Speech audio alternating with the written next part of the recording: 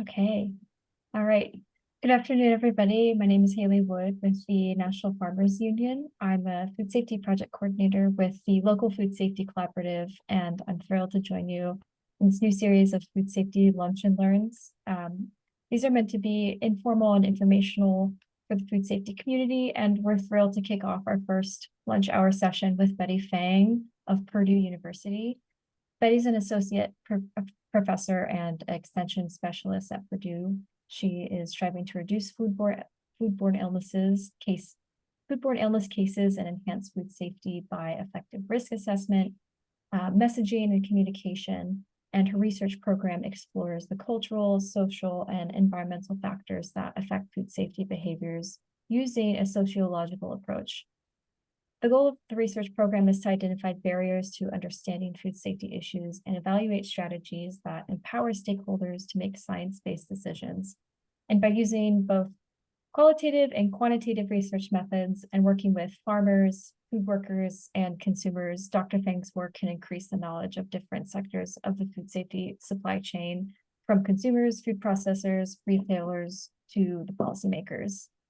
So thank you so much for joining us today, Betty. I was wondering if you'd like to give us a quick introduction of yourself and also tell and share with everybody what drew you into food safety work.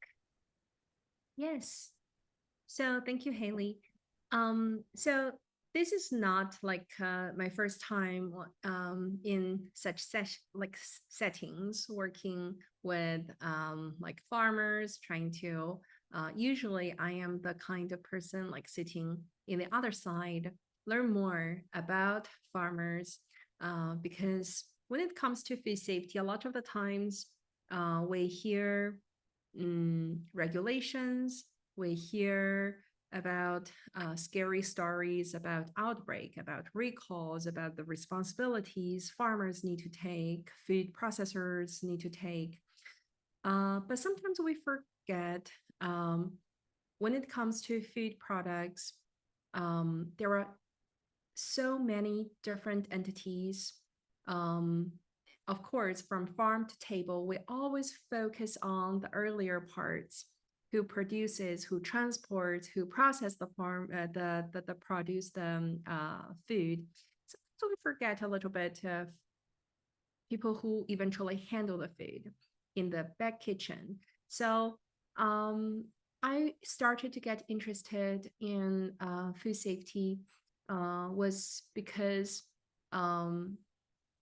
my background early on in food engineering and then later on in consumer science, try to understand how consumers perceive different food products. And eventually, this tie back into, even if we have the most innovative technology, would our farmers or stakeholders change their current legacy process to the innovative technology? So what are some of the decision-making barriers or processes it takes? So that's one thing made me start to think. Another thing, when it comes to working with consumers, like I said, a lot of the times we forget food eventually being processed in the kitchen by human beings.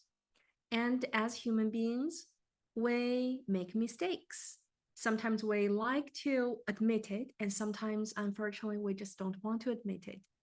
So I was involved in several different observational studies, trying to go to enter people's home kitchen and try to understand how do people cook and how do people handle certain food, including raw meat, and then later on produce. So we noticed that we are human beings and we grow up in different households. We were raised by different families, and every family have their own ways to cook certain food, to handle certain food ingredients. So there is no right or wrong. However, when it comes to food safety, there are best practices.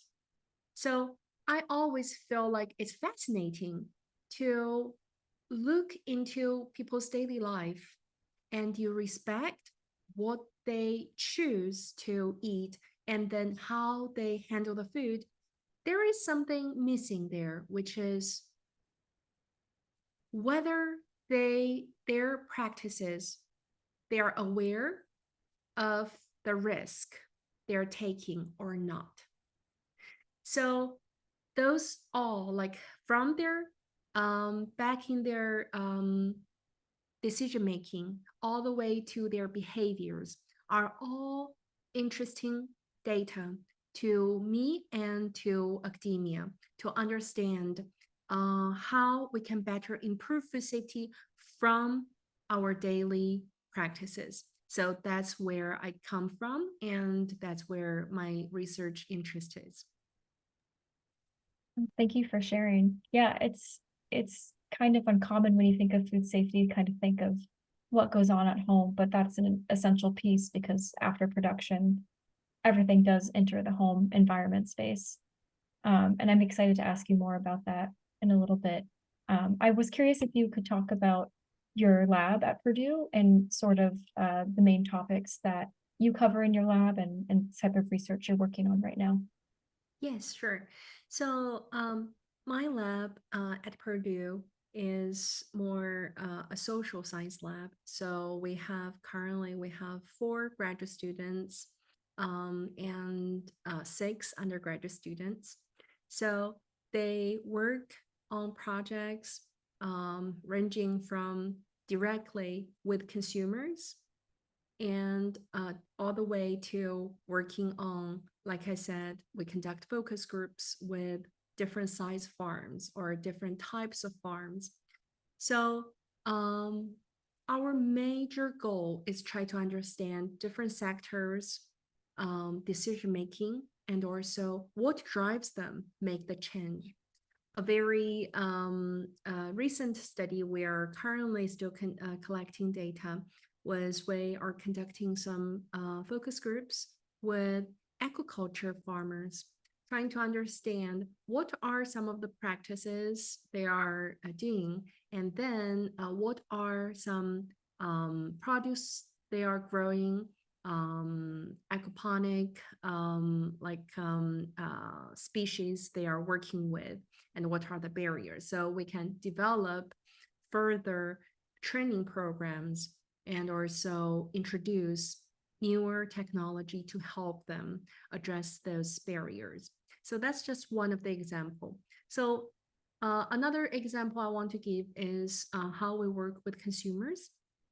So previously we conduct before pandemic, it's easier for us to conduct observational studies. So going to people's home is, of course, it's invasive, but it's not weird.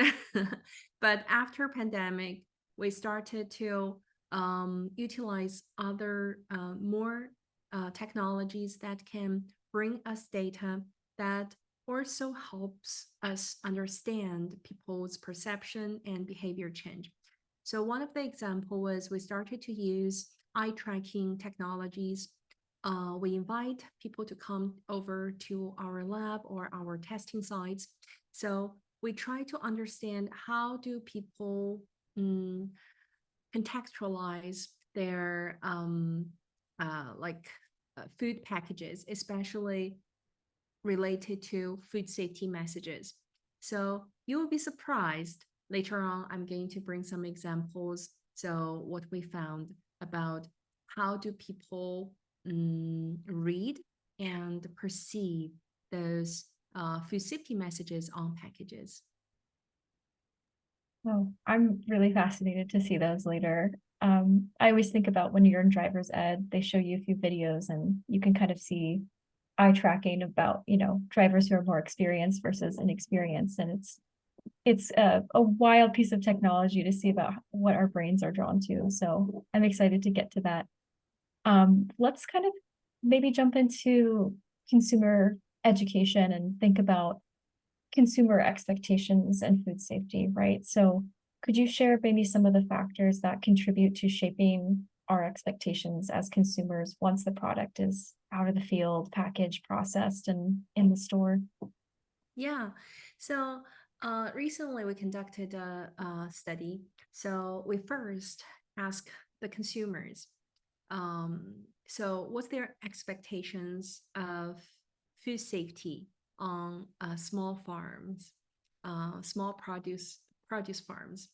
So consumers expect the quality is better, and they expect that um, they are supporting the local economy when they purchase or they work with small farms.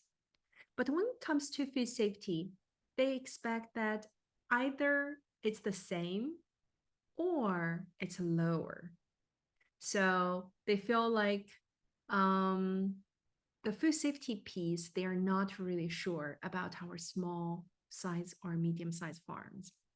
And then we ask them that whether they know when it comes to produce safety rules, there is such exemption, right? So if you are small farm and your sales is low enough, then you're qualified to to be one of those exempt farms from produce safety rules. And then the consumers were surprised. And also their reaction was, why? Why should that be? So when I talked to farmers later on, we conducted a series of focus group with farmers, and we shared this piece of information. We share with them what we found with consumers, what's their expectations of small size farmers and small size farms, and the quality and food safety from such farms. The farmers started to grow sometimes emotional on the topic, because it is true, it's hard work when it comes to farming. And when it comes to small size farms, there are so many challenges. Consumers see farmers at farmers markets. Rarely they know what it involves if all of those farms need to comply to, let's say, water safety rules. To the consumers, they feel like, oh, of course you should not get exempt. However, they don't really know the cost. They don't know what it takes. So there is a huge gap of understanding. So the farmers are trying to get the best they can to their customers. And the consumers also feel like, I'm doing the right thing, I'm doing the good thing.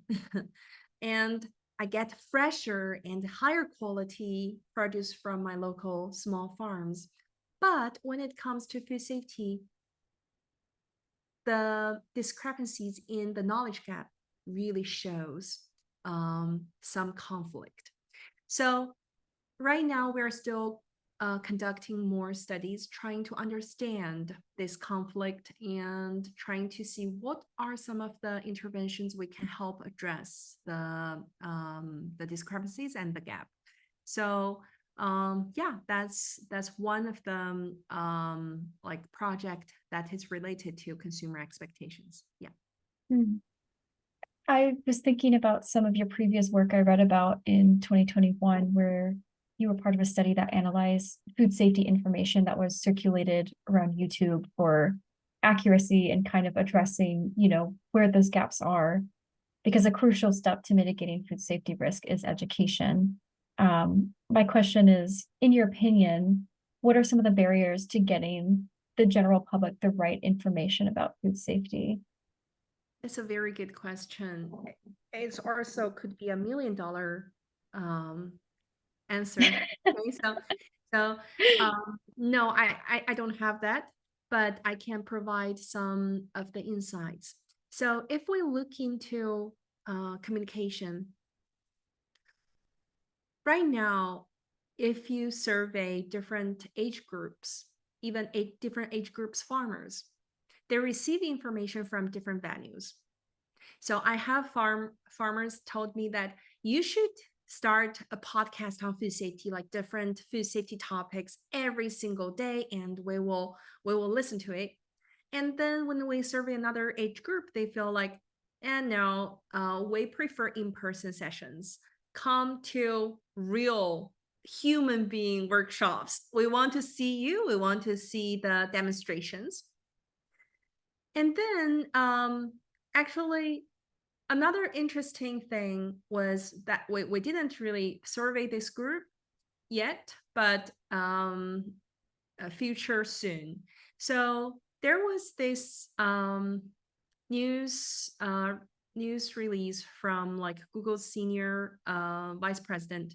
They said that in Google's study, they found that almost 40% of the Gen Z, like those young people, when they are looking for a place for lunch, they no longer go to Google Maps or Google Search.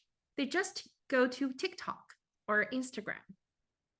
So more and more, we see that different age group or different pockets of social groups, they start to have their own information silos. And they receive information that are personalized. It's no longer just like everyone watch the television and then we just announce something, we talk to you, everybody is looking at this this channel. We have so many choices and so many different platforms, and if you like certain things, the platform will keep feeding the type of information that you like. So those are not helpful. That's, I would say, an uphill battle for us when it comes to food safety communication, because a lot of the times we need to change people's habit, try to tell them that this is not the right thing to do. We need to do something different. That's not as recognized, favored, or preferred like channel.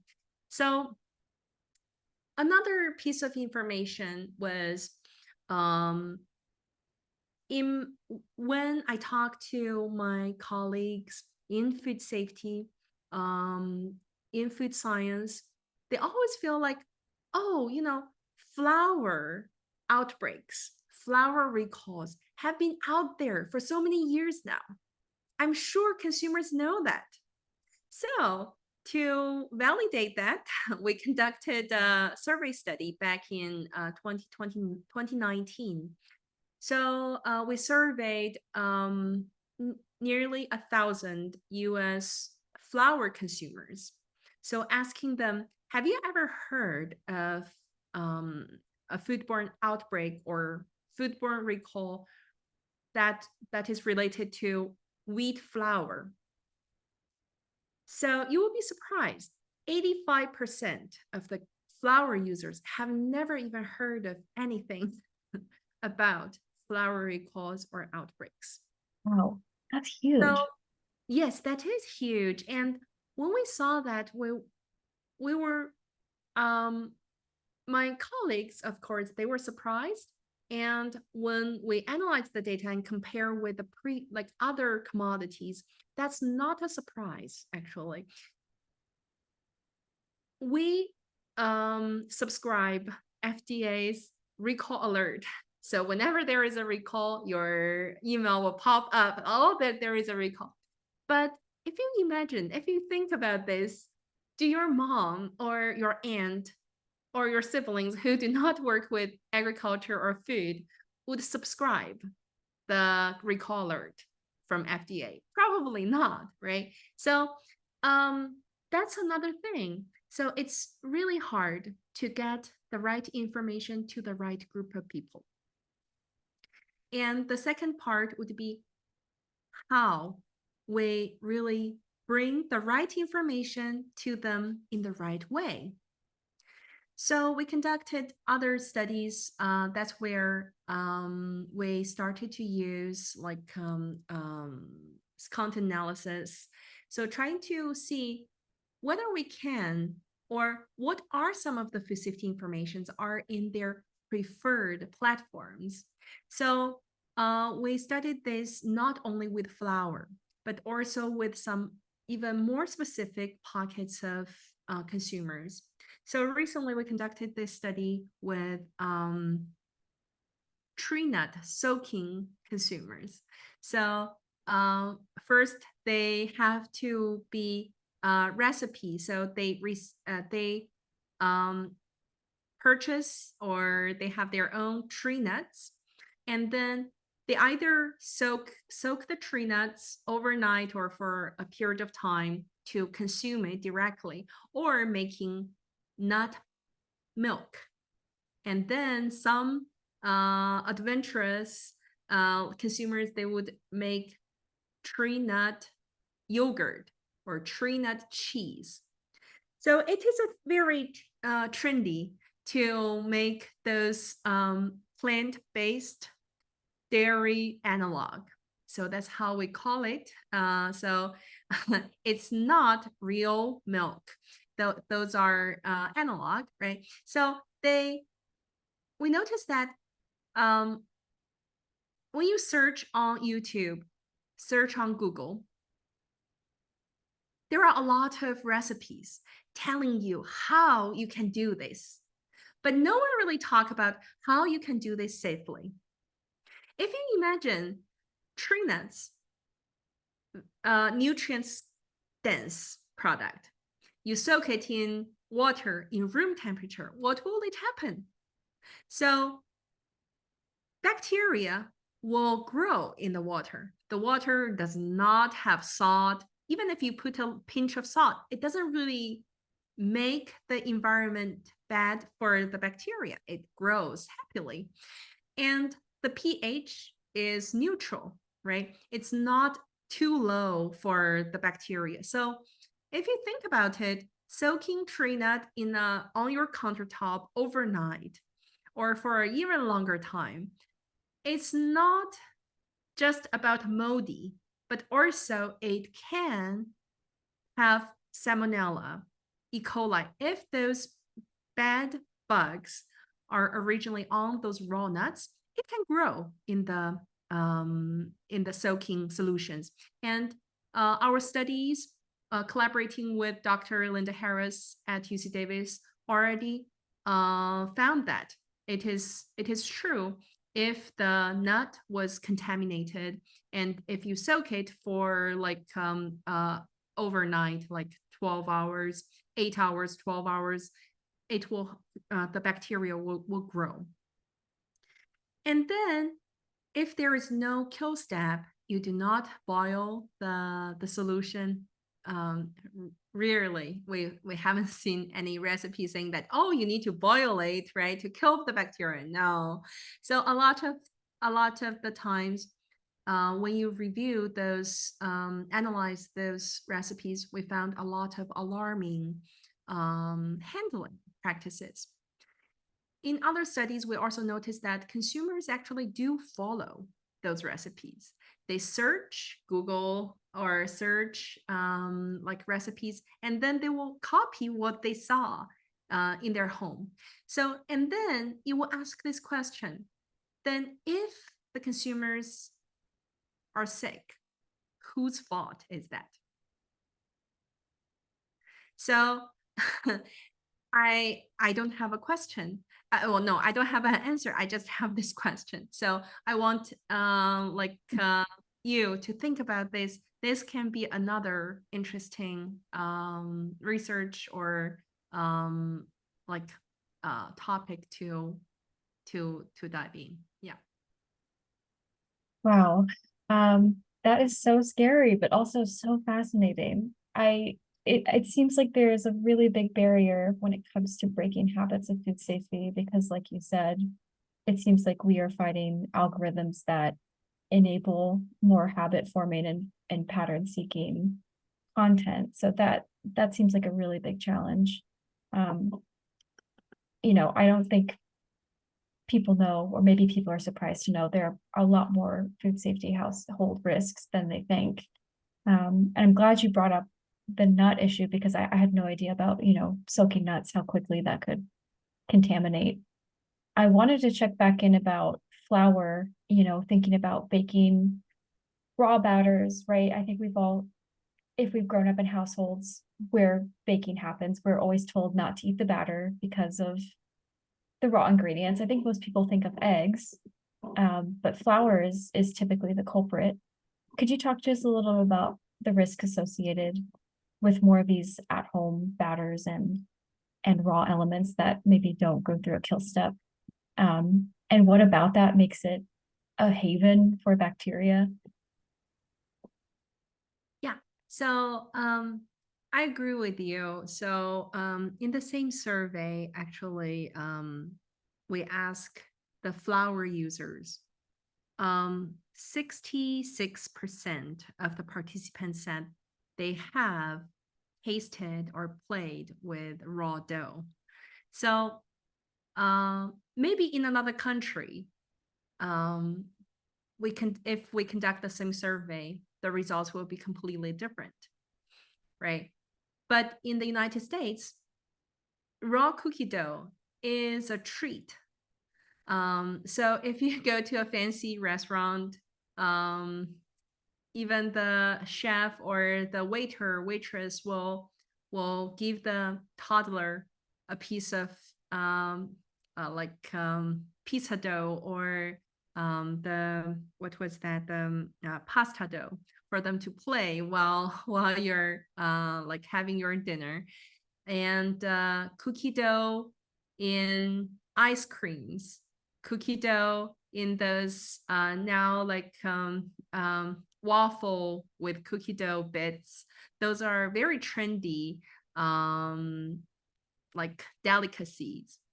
So in the past, we have always been focused on you do not eat cookie dough because of the raw egg. Egg could get contaminated with salmonella. So when we communicate with our consumers, telling them that you can get salmonellosis if you eat cookie dough, people's reaction will always be, oh, it must be coming from the egg. What if I find a recipe that is egg-free cookie dough? Does that mean there is no risk? So then we notice that no, we cannot communicate that way. We need to tell them more. The flour is also raw. Although it's not as slimy like raw meat, it is fluffy, it feels clean, but this is a raw commodity. If the consumers know about how flour was produced, we harvest all the way to their packaged flour, they will know that there is no such step called killing step. There is no heating. So, and then we have questions like, what if I buy bleached bleached flour? So that's clean, right? So the bleached in the flour industry is very different from what you use at home. That process is not making the flour bacteria free. It's not it's not really improving the food safety. It's for the quality. So there are a lot of misunderstandings there. When it comes to flour, there are some interesting statistics I would like to share with the audience. So first, actually in the past 10 years, there are multiple foodborne outbreaks associated with salmonella or E. coli that's sickened around 200 people in the United States and Canada. And also, many people may not know that E. coli and salmonella in flour, they could be enumerated for 12 to 16 weeks. And there was a flour product survey. So they surveyed the product, try to see if there are like on the market and see if those samples have like E. coli or salmonella. So the US wheat at harvest, and we found that salmonella in 1.23% of the samples. So those exist. Of course, you may think like, what does the 1.23% mean? Of course, that means it's very, very small. The chance is very small. But we always say that when it comes to foodborne outbreak, it's this perfect storm. Everything has the need to align, and then the accident really happens. So the consumers, you are the last gatekeeper for foodborne illness. So that's the part we want to educate our consumers, let them know that we should also participate in this like enhanced food safety movement. It's not just the producers or the farmers' responsibility. We should participate too. And also, another thing I would like to share with you is it's not just about flour. It's also about our general perception of low moisture foods or dry foods. We always feel like those are dry. They should be all right. Yes, indeed. Salmonella, if they are on those dry tree nuts or dry like on wheat flour, they wouldn't really grow crazily, right? That's the word we use. At room temperature without water. However, it does exist. It will be there. It will be alive for a very long period of time. So that's why we will say that once the tree nuts being soaked, if it has bacteria, it will then grow. Similarly, for wheat flour, originally it has salmonella on it, but if you make it into dough, make into batter, then the bacteria can grow. And it's not really true that you need a lot of bacteria to make you sick. So making people sick is another field of study, right? So depending on the immune system, depending on what bacteria, for certain E. coli, it just needs as little as 5 cells. You know how small the cells are? 5 cells to make an adult sick. So with that, I just want to share the information that we do need to learn more, and the consumers also need to learn a little bit more to protect themselves.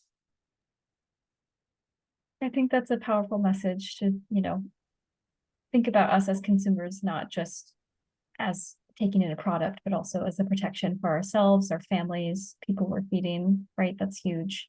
I was curious if you could talk about maybe the production side of why do these dry products, or why do, raw dry products become contaminated, maybe from the farm side when we think of flour or nuts. How do the food safety risks get introduced before they turn into flour or before they turn into a packaged good? So I'm not an expert on that, but I can briefly share a little bit what I learned. So first, when it comes to those dry goods, we need to understand that they're just dried. They were not cooked. They were raw. So what does raw mean? So that also linked to the existence of Salmonella and E. coli. Those are naturally exist. So if you think about a field, we have birds flying over. We could have deer hopping by. So they could have droppings. And then those droppings could be in the soil. And when if I would be happy to share later on so how tree nuts were harvested, right? So I can quickly describe. So the tree nuts on the tree, and then many times you need to let it dry. Dry enough, and then they fall onto the floor, and then you sweep sweep them up, and then you shell them. So a lot of the times people don't really understand. They thought, oh, tree nuts, it looks very, very clean. They are clean, and the farmers then processor tries their best to make them clean. But there is natural process. There are natural process that could lead to bacteria in the product. If we do not have a treatment step, then those products will be raw. What is a little bit different would be almonds. So in the almond industry, most of the products on the market, even if they are raw almonds, they usually have been treated. So that is because those almond boards, which is the I would say 80-90% of the almonds in the United States were sold and trade under the board. They have guidance for raw almonds. So those are treated.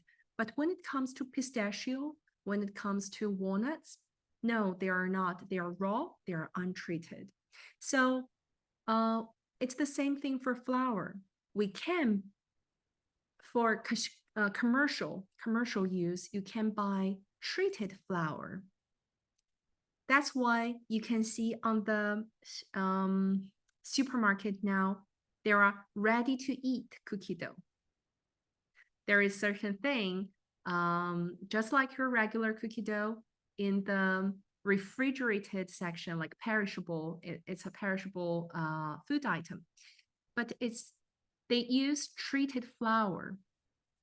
So it's no longer something like, oh, I cannot eat cookie dough forever. No, you can, but you need to choose the right thing. Do consumers know that?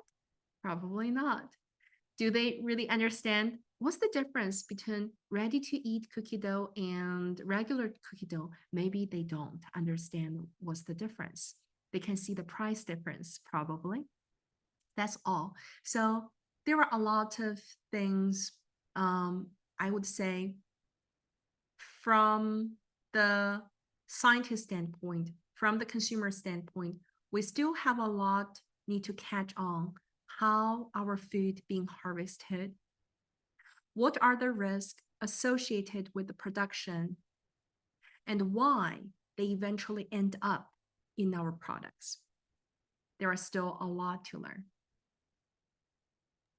And it seems like something that keeps coming up and what we've been talking about is that kill step is pretty essential when we think about raw foods. That is maybe one of the bigger elements to teach the general public about putting something raw through that step or consuming something that has already gone through that. And if you find yourself at home, maybe you're doing the best that you can, or maybe you are a consumer who doesn't understand these processes. What should you do if you suspect you have a foodborne illness outbreak in your kitchen or something has gone wrong at home? So I would say that if you suspect you do not feel well, the first thing you should do is to visit the doctors. I had a couple of cases like contacted me, um, like the consumer said, "Oh, I do not feel well. Can you test my lunch? I feel like it's the sushi I ate. I still have some. I can send to your lab this afternoon. Can you test it if it has bacteria? Like what type of bacteria is on it?" So, I really want to help, but I just do not have the capacity. So, it's another thing. Just like early on, we talk about consumers' expectation of farmers. Consumers' expectation for a food safety specialist is, if I send you something, I'm sure in a couple of hours you will let me know what are the pathogenic bacteria or viruses on my food. Unfortunately, it's not as easy. We are still learning how to make it faster. The detection is faster and cost efficient. So right now, I think a lot of the health systems, they collect specimen from their patients, and then they work with CDC, try to identify, and then try to identify what actually make people sick. When we try to define what is a foodborne outbreak, generally we say that two people getting sick from the same thing, and those two people need to come from two different households. Then we say that's an outbreak. So it doesn't have to be 1,000 people, 100 people getting sick. No. However, another study conducted tried to understand whether we are underestimating how many people getting sick from outbreak. They noticed that if there are two people getting sick, usually you need to time. Some studies saying that 10 times, some studies said 20 times. So there are a lot of underreported numbers there because some people did not even go to the hospital. I get better now. I don't need to go to the hospital. Or the clinic like they visited did not send their specimen to the right lab, or it's just like didn't really coordinate good enough. So there are a lot of those like I would say misunderstanding between what is outbreak and how I can report it. It doesn't work if you think like, I think it's this salad I bought from farmer's market made me sick. Sometimes it just doesn't work like that. Another reason was different foodborne pathogens, they have different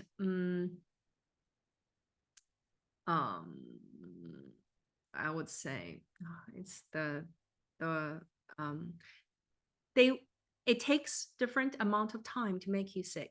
So when it comes to like one of the example would be listeria. It's very common in deli food or perishable foods or ready to eat products. So it takes anywhere from 2 days to 14 days to make you sick. So if someone gets like diarrhea or some other vomiting, fever, some symptom, and then they are saying that it must be the restaurant I ate yesterday or last night. No, it could be sometime way before. So that also makes the tracing part quite challenging. So that's another reason why we still believe that there are a large underreported cases if there is outbreak came up. And early on, I think, Haley, you had a very good point saying that things keep coming up. And that gives us an illusion that, was that because our system is broken? That's why like there are more produce outbreaks or wheat flour outbreak. We haven't even heard of wheat flour outbreak maybe 50 years ago. Why? Now there are more and more outbreaks, more and more recalls. What's wrong with our food processing system? So again, it's a very complicated answer. However, if you think about this, in the past, we don't really have detection methods as accurate or as sharp as we have now. Now we use whole genome sequencing. We can easily identify if this person is sick, whether the strain or the type of bacteria is the same as this specific product. Sometimes in the past, if you see salmonella, then, oh, it must be the same. No, it's not. There are thousands different strains, right? So you need to think about that. Now we have more smarter methods to detect, and also we are more careful now. So there are that is an illusion. I think people feel like, oh, that means my food is not safe anymore. Because we are more careful and we know more, that's why we see more incidents. It's not the other way, meaning that, oh, people are more sloppy. That's not true. Yeah, so if you look back to how food being handled over the years in the industry, you will see that more improvement. But I think this is also evolving. Food safety is not something like always the same. It has a steady speed. No, it's evolving like to different. Now I think more and more farmers know food safety than we say 10 or 20 years ago. Now we talk about this topic more, right? So that is an improvement, but it doesn't mean the more you talk about it, the more outbreak or recall. That's not the real cause. It's the opposite. We talk about more and we learn more and we know how to handle it better. Oh, that's so interesting. Yeah, more information hopefully will lead to more education as these things evolve. And thank you so much for sharing your perspective on that. We're coming towards the end of our session here, and before we close out, I was curious if you could give us 2 or 3 of your best tips to keep your home kitchen and food area safe as a consumer or researcher, or anything that you think is, some of your best tips. Yes. So I think as the holiday season's getting closer and more gatherings we're planning, using food thermometer is always my number one tip. So no matter when you are making your famous roasted turkey or famous roast, I understand like a lot of my clientels, they are sometimes in their 60s, 70s, even I had community sessions with even older groups. A lot of the times I receive feedback like, I have been cooking the same way, my famous recipe, for like 20, 30 years. No one gets sick. Like I said, those outbreaks are perfect storm. So what we really want to do is double check. Just use your food thermometer to make sure everything is all right. It could be the oven we turned it to 400 degree Fahrenheit, actually it was not really 400 anymore, right? So the best way to tell if the meat is cooked or not is using a food thermometer, and refer to USDA's guideline on what temperature, internal temperature, should for which food product. They're not all the same. It's not 165 for everything. So some food can be lower temperature, like steak, roast. So as long as those are not mechanically tenderized, you can just cook it for 145 degree Fahrenheit. So using food thermometer is not really showing people that you don't know your food. On the opposite, it shows that you know what you are doing. So that's the first tip. The second tip I want to give is during the holiday season, there are a lot of baking sessions going on with the family, with friends. And nowadays on social media, you can see a lot of novel ways to use the flour. For example, use flour to decorate, to make like pretend like snow in the household. Always remember that if you purchase your flour, they are raw, like from the supermarket.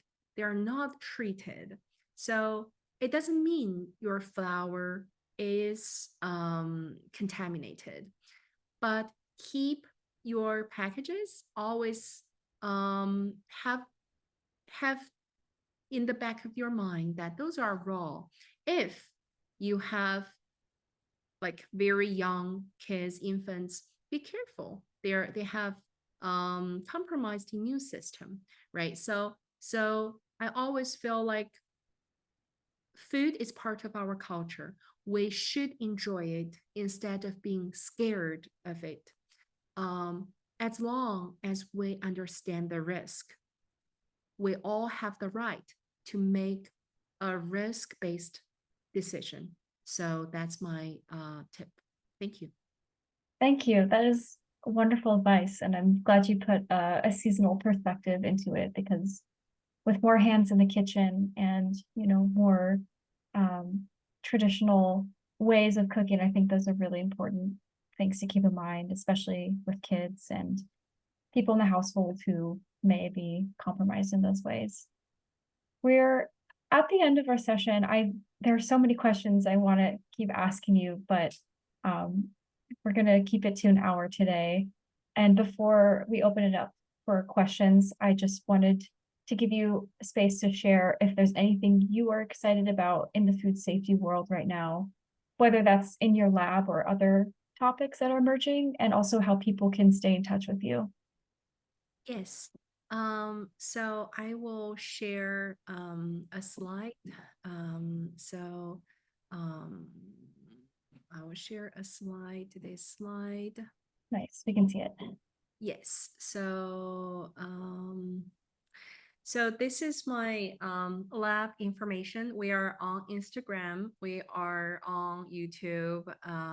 If you search Feng Lab at Purdue University, you will find our website. Our website also keep having updates on some like we feel like quite applicable food recalls or outbreaks. And also we have a lot of interesting sessions recordings there too. So the Food Guardian is also on Facebook. If you search the Food Guardian, it's the same username as the Instagram. So yes, and Okay. also I can be reached via email. So just search my name, search Purdue University, you will find me. Great, thank you so much. I wanted to open up the floor for questions if anybody has any who's listening, and then we can finish up for the day.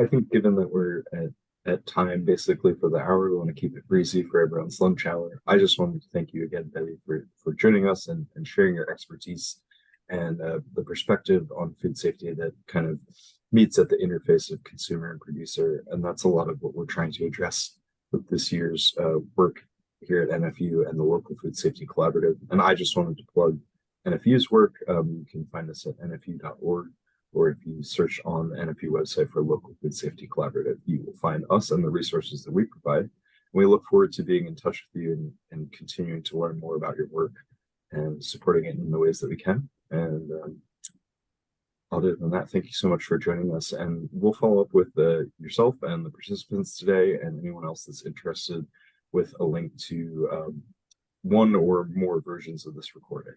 So thanks so much for sharing your time and your expertise with us today. Thank you. Thank you for inviting me.